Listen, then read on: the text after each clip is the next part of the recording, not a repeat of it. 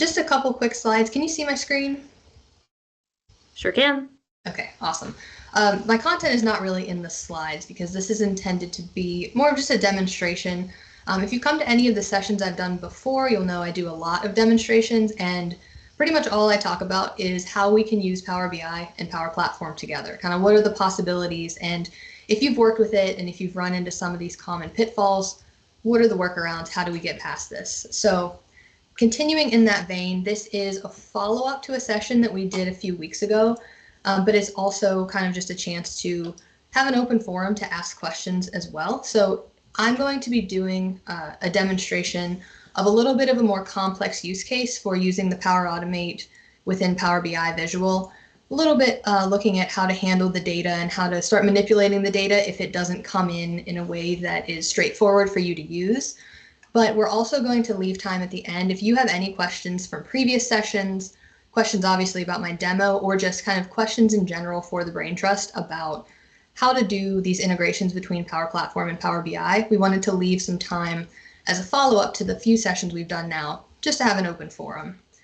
So if you've not sort of been to any of my sessions before, you know I always have puns and I always have silly graphics. So this is Let It Flow.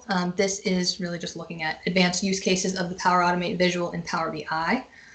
Like I said, my name is Stevie Wilson. I work for AndWorks. If you are currently looking for jobs, partnerships, a great place to work, please reach out to me, check out their website, and just kind of let me know if you have any questions.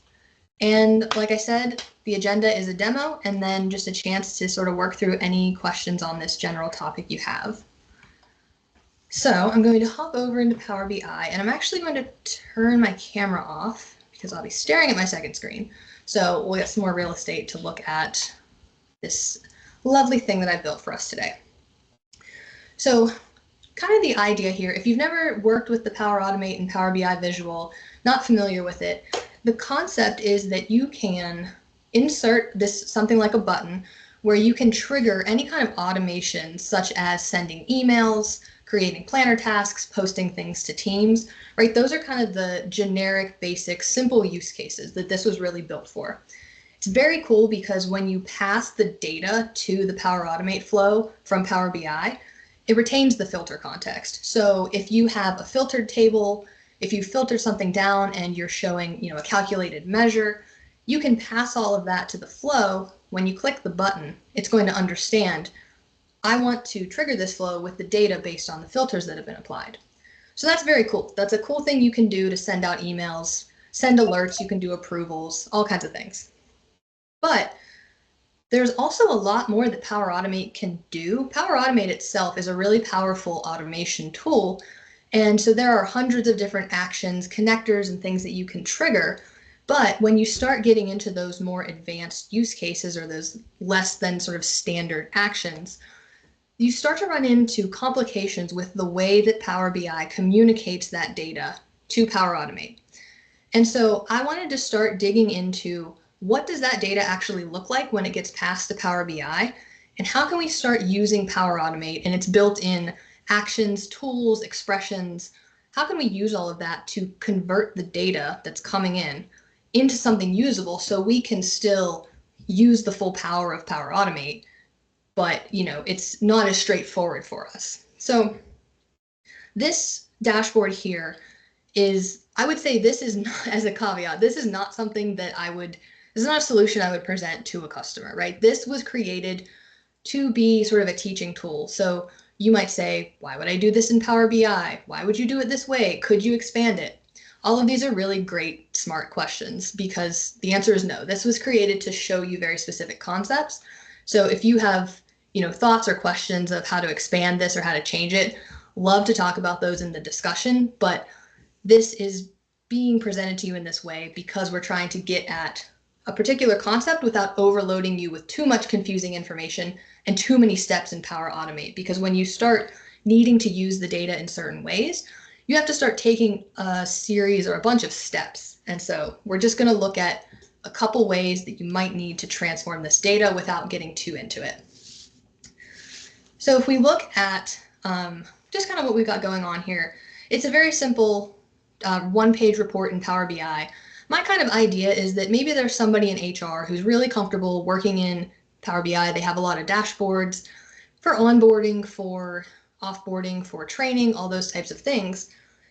And so they want to be able, as part of this dashboard that they have, they want to be able to generate an employee's sort of training list, their training curriculum. So they would come into here, instructions are over on this side. You would select your employee, so I will select myself from the dropdown. So this is a single select dropdown. You would pick an employee. That's going to give you a table of their data. So you can see that these are all the trainings that are required for me, and some additional information about type, recurrence, hours to complete. And then once I have this up, I can use this within Power BI and I can just sort of look at this table, or I want to use this Power Automate visual to actually send this in a nicely formatted Word document template directly to this person that I've selected in this slicer. So I'm going to give that a second to come through. And so now you can see it sent me as an attachment this training catalog. And so you've got all of the power of Word to do any kind of the formatting, but you can see that these sections are repeating sections that match up to the 6 fields that were in the table from here. 6 trainings selected here, 6 trainings here, and you can see that the data has actually been sort of dynamically mapped to the titles, the hours. All of those things are being handled by this connection between Power Automate and Power BI. And then Power Automate is connecting to Word because we've created this template and created the mapping to make all of these Microsoft tools work together. So that's what we're doing. That is kind of the demo. I'll go really quickly into the data, just if you're a Power BI person that is interested in what we've got going on. But it's very simple. I'm just connecting to 2 tables. One table has all the training information, so each row is a different training with its sort of information. Each training is associated with one role. So this is a single select choice column. So if I'm an admin, here's all my trainings I need to take, etc. And then the other table is just an employees list. So we've got the full name, we've got the email address, which is going to allow us to send them the email from Power Automate. And then each employee also has one single role. And so the relationship on the back end is just a many-to-many relationship that connects these 2 on the role. And that's what allows us to have this functionality where when I select somebody from the slicer, this person is a developer, switch it to myself so that I can send the email to myself. And so that's what's kind of creating and allowing the filtering to work. So that's the Power BI, that's the demo. Our end goal here is to get that nicely formatted Word document sent to whichever person that we've selected here. Now, we're going to do this via the Power Automate visual. So I'm going to walk us through a brief introduction if you're not familiar with that visual, but then we're actually going to hop out into making the Word template because that needs to be done first before you can build your flow, and then we'll go through building the flow. So if you're new to the Power Automate visual, it is one of the built-in visualizations now in the visualizations pane. It is Power Automate for Power BI. And so if you just click on that, it has a really nice kind of experience to walk you through what you need to do. First thing you'll have to do is select your environment. If you're not really a Power Platform person, environments are essentially the equivalent to a workspace. It's just the location where you're sort of hosting your stuff, to use the technical term. So I'll select my environment from here. That's step 1. Step 2 is where you add your data. So whenever you are using the Power Automate visual, just like any other visual, you have to specifically add your data fields to the data well. So we would just add whatever we wanted over here, just drag it. Because whenever you use Power Automate to pass information, or whenever you use BI to pass information to Power Automate, it doesn't send the whole data set. It doesn't send all of your columns, but it only sends what has been specified. So if we look at the one I already have created, you can see I've sent it all of these fields that came up that are filled out in the template, and then also sending an email address so that it knows who to send the email to. So take this one out of here. Pause for Power BI to not delete. Okay, so that's how you would do it. Once you're ready to edit either your new button, or if you want to edit an existing button, go up here into the ellipses and click on Edit, and that is going to open Microsoft Power Automate within your Power BI report. So you don't have to go out to make.powerautomate.com and open it there, although you can. We'll look at that later because it's all linked up to the same place. So you can work with Power Automate from within here. You can also work with this flow from Power Automate. So since I've already linked a flow to here, if you were just getting started, you just go to new, but I've already created this flow. So we're going to go into the edit pencil so we can work on it. And I'm just going to give you a high level of what's going on, and then we'll get into creating the Word template, and then we'll come back to here. So anytime that you create a new Power Automate visual, it creates the trigger for you. So you don't have to do anything. It's just when that button gets clicked from Power BI, it is going to pass all the information that is in the Power Automate data well over to here. And you can't add any sort of inputs or anything else. This is just the trigger is in here. The information is coming in and you don't need to take any other steps. And so then if you look at just kind of high level what we've got here, I've really got the majority of the flow is actually preparing the data to be able to be used by the template and to send the email. And so we'll get into all of these steps, but that's just to show you that the majority of the tasks are actually data prep steps. And then you go into this populate a Word template. And now we've cleaned everything up and we're putting that information in there. And then we're just sending our email. So from a high level, it's pretty simple flow. It's just knowing how to work with the data. So once you kind of have this set up, before you can really do anything else, you want to create your Word template.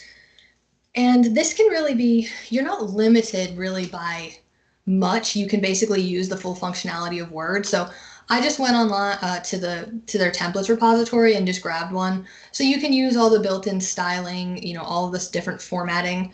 I will say the only thing that the Power Automate, that this action to create a template can't do is it cannot automatically update a table of contents. So just kind of keep that in mind. If you're creating a template and you'd like a table of contents, there is not a straightforward or really any good way that I've found to be able to get that updated. So I just put that out there because I burned myself on that at one point. But for the most part, you do have the full functionality of Word. And so you'll come in here and you can just, anything that's text, like your training curriculum, updated, anything that's not these boxes here, that is just, you type your text in there, whatever you want. So I would want a title to the whole document, just like a little divider. And then I come down here, and so updated is just some text. And then I put in this box, and this is going to be, all of these boxes are where we're going to feed dynamic content from Power Automate into here. And so I want to say that, okay, whenever I generate this report in the updated field, I want to put today's date. So you're going to do that kind of thing for basically all of these fields. So this one is going to be title, hours to complete, recurring description, just all of these sort of fields that I want to be having populated. I will then put a content control. So if you've not worked with content, yeah, go ahead. Sorry, Stevie, really That's quickly. Fine. When we say content control, is that the same as bookmarks, or at least what bookmark? I'm going to say no, but I've never worked with a bookmark, so I'm just going to explain what a content control is. So I've already got this all set up, but I'm going to kind of show you the process here. So if I just wanted to recreate this updated, I would type in the text that I want to show, because that will show, won't be affected.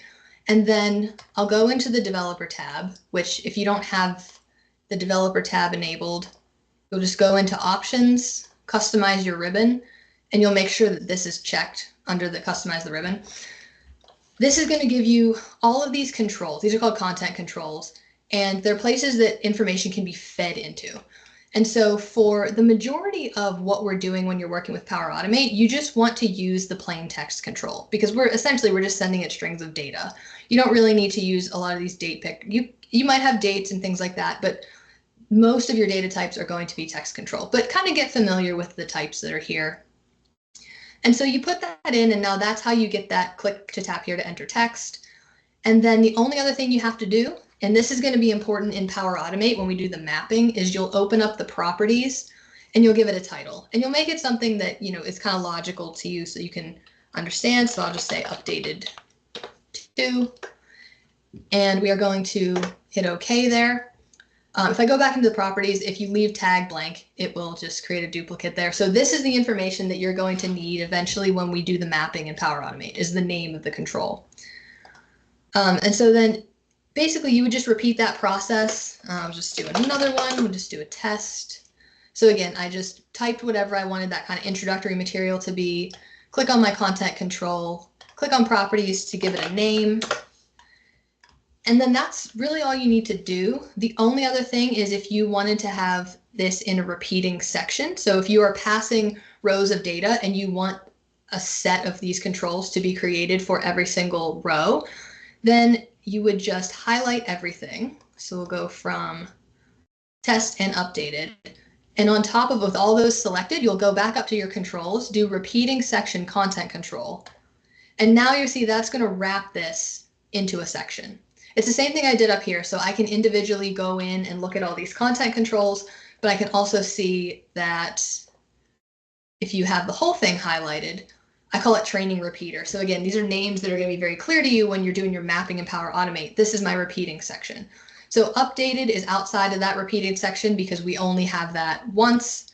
And the title is also outside of it because we don't want to have anything repeating on every page or with every section. But then this is going to be, this whole section here is going to be recreated for every single row of data that you're passing.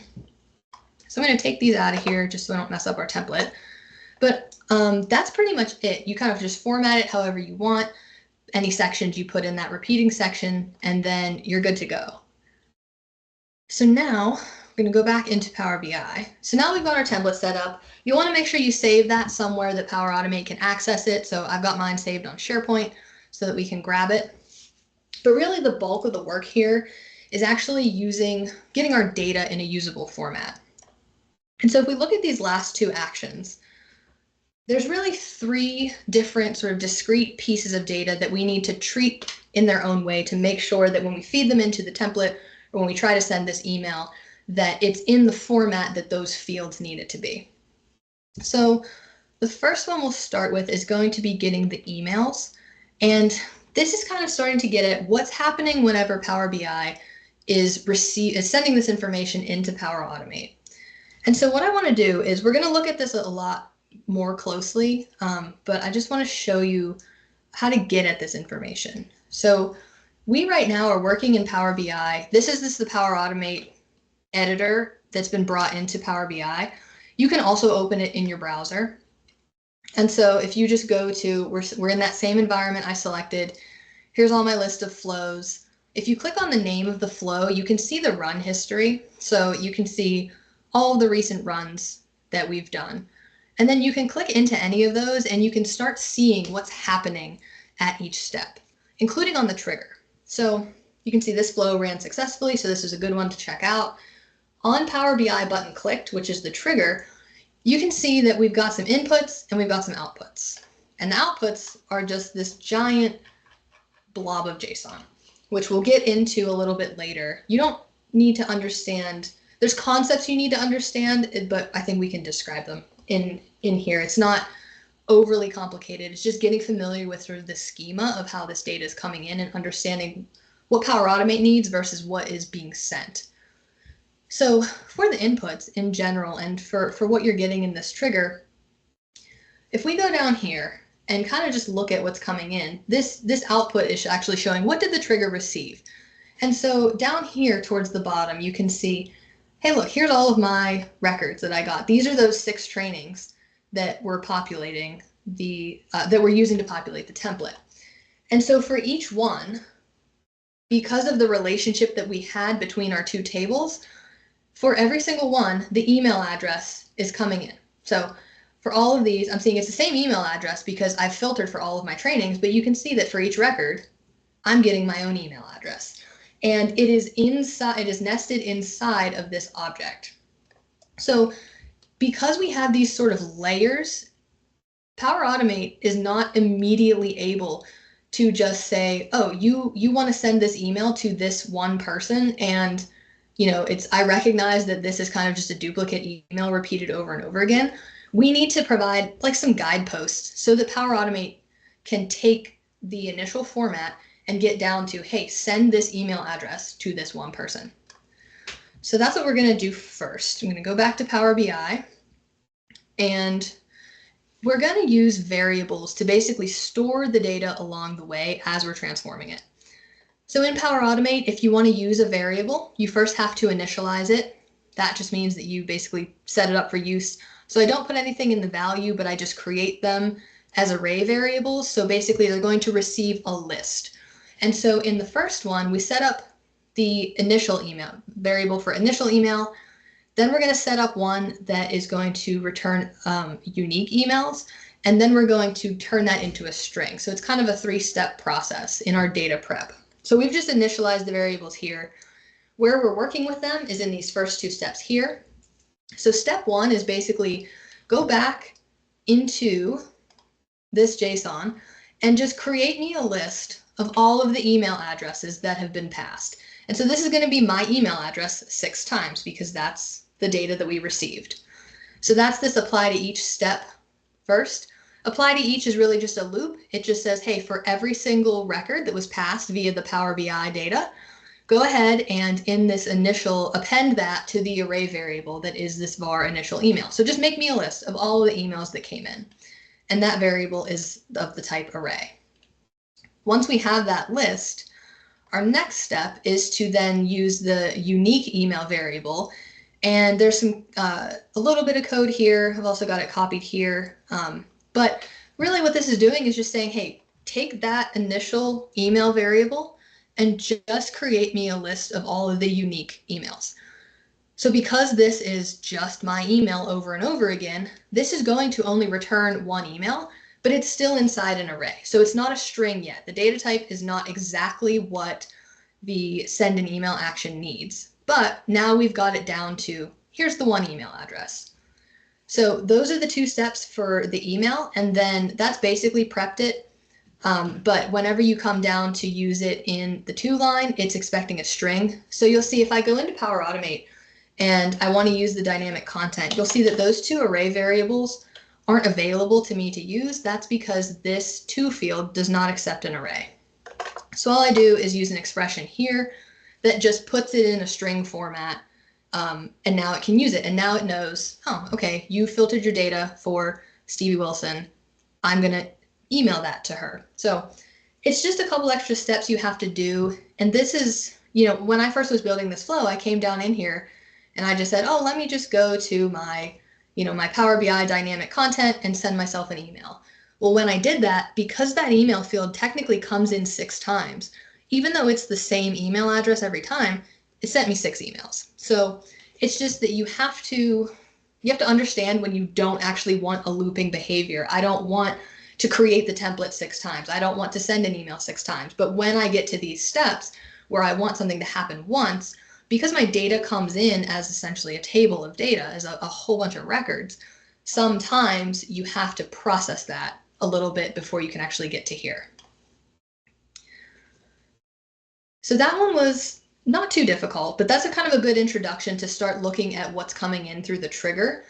The next step is a pretty easy one. This is when you're in here, when you're in the template, and you want to just have the updated date just on one page. So all you have to do here is we put in this compose action, and you just use this expression here to say, grab UTC now, just give me the current date and time, convert it to Eastern Standard Time, convert it to my time zone, and then format it as a short date. So that's really nice, really like sweet and simple thing to do. So when you come down to populate a Word template, and we'll talk a little bit more about it, but basically what's happening is, okay, I've got the current date and time. Here's my content control that wants that date. Put my outputs there. That one's really easy. But that current date and time is not coming from Power BI.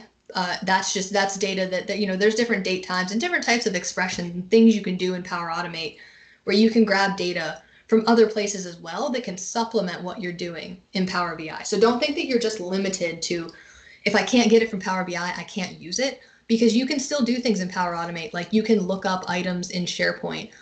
You could look up to Dataverse. Like there's lots of ways where if you need to grab other pieces of data, you can still do that. And if there's some way of relating it to the data that's already coming in, you can still write expressions and you can do things to start pulling in all different information, because again, you do still have all of the actions in Power Automate to start creating these more complex workflows. So that was the easy one. Not the most difficult, or maybe just the one that might seem the most unfamiliar if you're not really comfortable with JSON or not comfortable with Power Automate, is just what we need to do to actually get the data prepped to go into that repeating section in our template.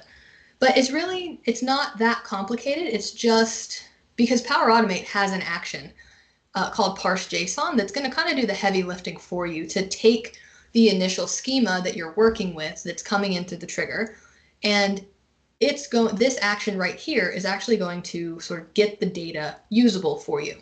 Because whenever you create these repeating sections, they expect a table of data. They expect an array of data. So it needs to know how many times to repeat and what content goes in there. And so the way we do that is we need to ultimately use a select statement, and I'll open this in a second, but we will go into more detail here. But in this select statement is where you're going to do the mapping between, these are all of your content control names. So this is how it understands which content control to drop this into. And then this is all of your dynamic content. But you'll notice that this is not, when things are coming in from the trigger, the dynamic content is yellow and it has that trigger icon.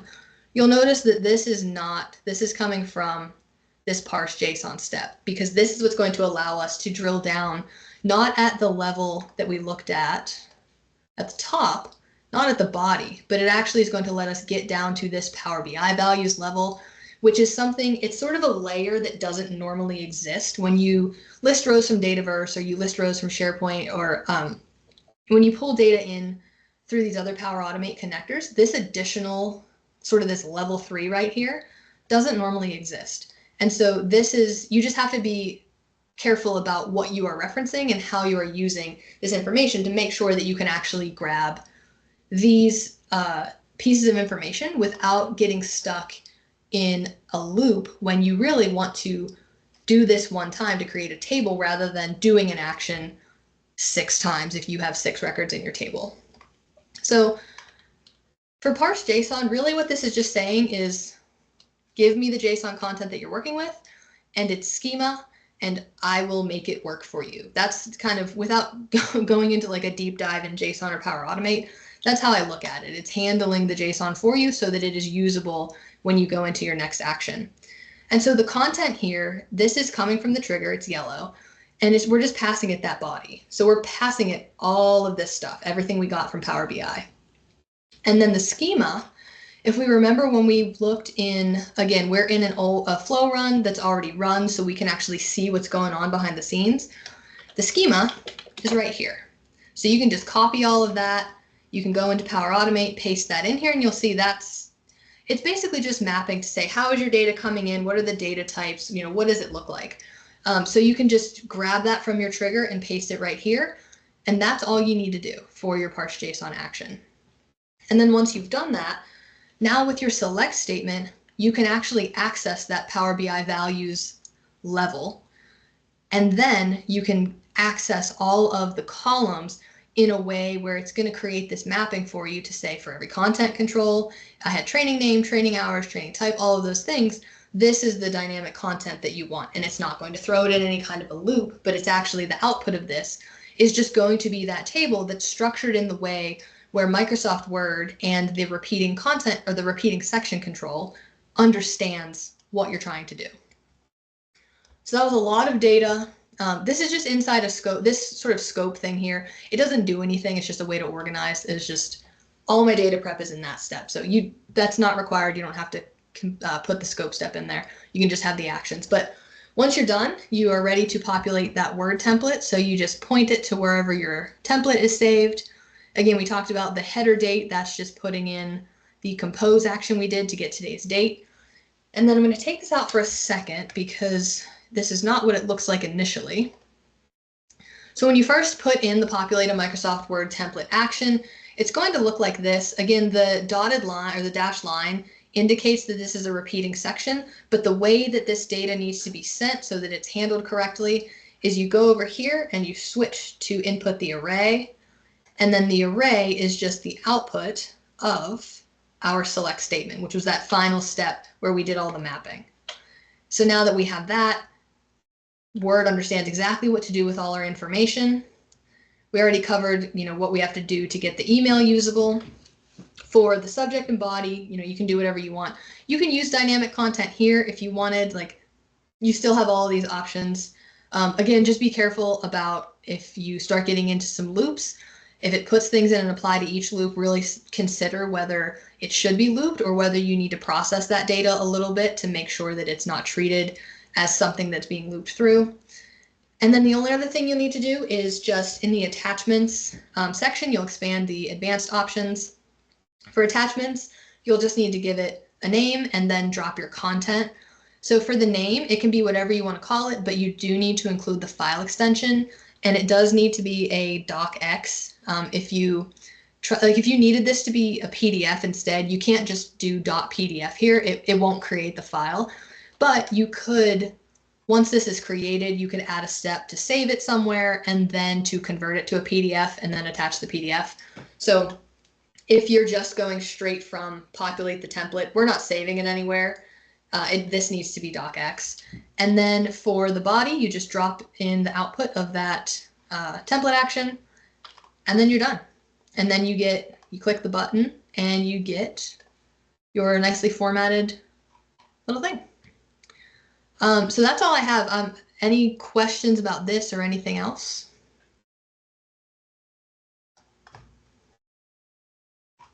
I have like 20, but Okay. let me start with one, and hopefully that will encourage others to speak up. I am wondering if there is an avenue to incorporate an image in the Word template. Say if we were, whether that be from the selections that are happening in Power BI or elsewhere. Say if we were trying to look up an individual and we wanted to get the photo included on the Word document. Is that something you know whether or not is possible in a Word template like this?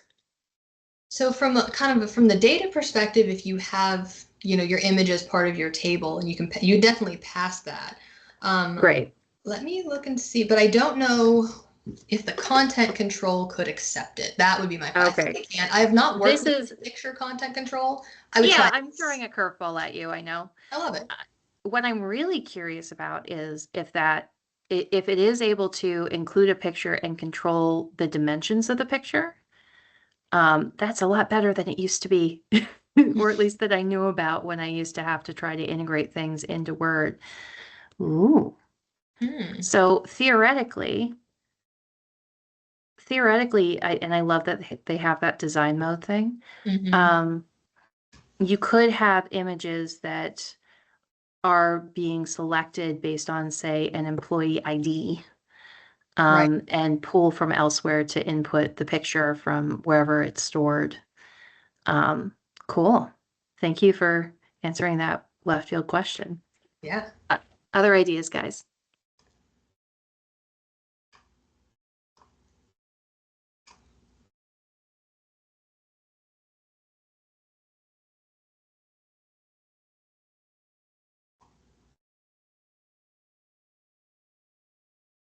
So I also wanted to ask about the data prep scope.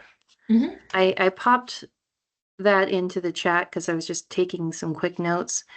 Is that really just a container of those steps to keep it organized and make it Yes. easier for, okay. Yeah, so it's not And like apply to each, where the apply to each, you can mhm. see, kind of has this outside of the action, it has this, oh, select an output and we're going to loop through. Scope is just a container. There's nothing, it's all just blank white space. Hmm. And I see that you're using the Power Automate option within Power BI itself. Mhm. But I imagine sometimes it's a little bit easier to use the Power Automate section that isn't embedded in Power BI? Mhm. Or is the experience pretty interchangeable? That is such a good question. And let me go over to my blog to tell you more. Ooh. So I actually originally created this. I have a write up of this project that I did, which is an automated training catalog where There's a model driven, this is really getting into the Power Platform of it all, but there's a model driven app where you can Mhm. enter all the information about all the trainings that are available. And then from that model driven app, you click a button, create. So this is create your app, create your Word template, and then create your flow where you can, from this app, okay, you're in the app, you're adding trainings, looking at trainings, click a button and you can get that email to you. It is more straightforward. So if you want to do that and you're interested in that, this post is here for you. But if you look at this kind of the build the flow to populate the template, you'll see Mhm. that because I have this data verse list rows action, it doesn't have, if you looked at the JSON behind this, it doesn't have that third layer that was the Power BI values. And so I was able to go right from list rows straight into my select statement, just use everything as it comes out of that Dataverse action. You don't have to do that. Is kind of the disadvantage of the Power BI to Power Automate connection, is that the data format is slightly different. And so when you start trying to put that data from the trigger directly into these actions, if they're not simple actions and they're expecting a very specific data format, that's when you start to run into this need to do data prep before you can just use it. So it is a much simpler flow if you're in sort of Power Automate writ large rather than Power Automate for BI. That makes a lot of sense. Could you do me a favor and copy the hyperlink and stick it in the chat? Because I'm sure I'm not the only one that really wants to get into the nitty-gritty on this call. I will drop the whole link here. So if you come Hooray! into this, the first one here, generate a Word template from BI, is what I just showed. And then there's also the automated training catalog solution. And then we also have a really good question in the chat about how do you get the JSON schema. So let me go back and show that. So if you're in Power BI, we're sort of in here editing in the Power Automate canvas.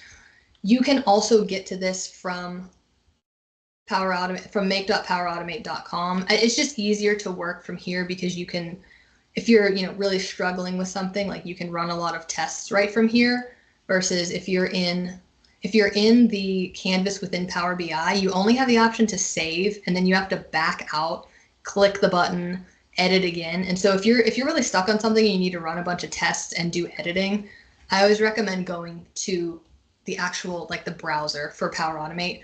But what I did is I just ran a flow because all I want to see is the trigger information. So even if you don't have all of your steps built, as long as you just have the trigger in there to let it run, you'll go into that run history. You can then open up the trigger, and because this is a specific run instance, it'll have the information. And so the schema was the input. I just copied everything from the schema section from the inputs. You can also do show, you can look at it this way, but this is the what's in the schema box is what you need to go and just paste that then right into your parse JSON. And so if I was in edit mode, I would be able to just go right here and paste that in. Yep, no problem. Any other questions?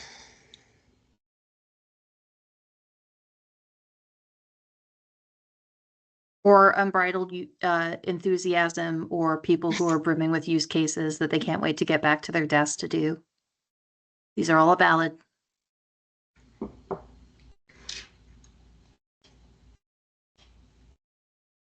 So the one thing I do want to point out for anybody that hasn't gotten familiar with JSON yet, is even though JSON script can seem really overwhelming initially, you're going to notice pretty quickly when you're looking at JSON scripts, schemas, whatever you're going to call them, that there's a really clean pattern.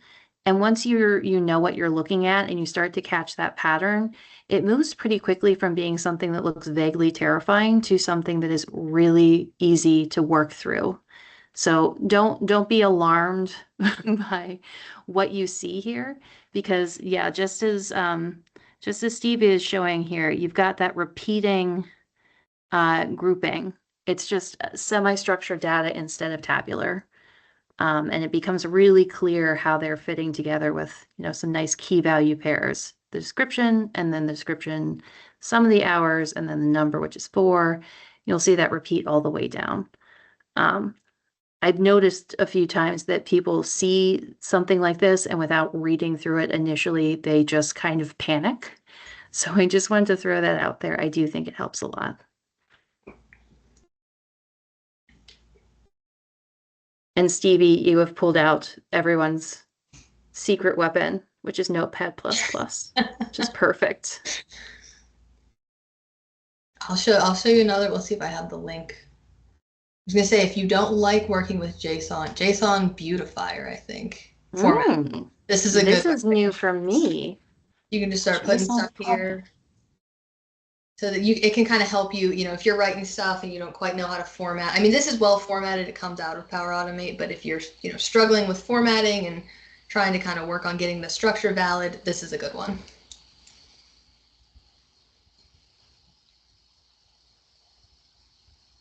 All right. Well, I'm really looking forward to playing with this, and I'm so excited to try some of the ideas that you've given me. So, oh my gosh, I'm really excited.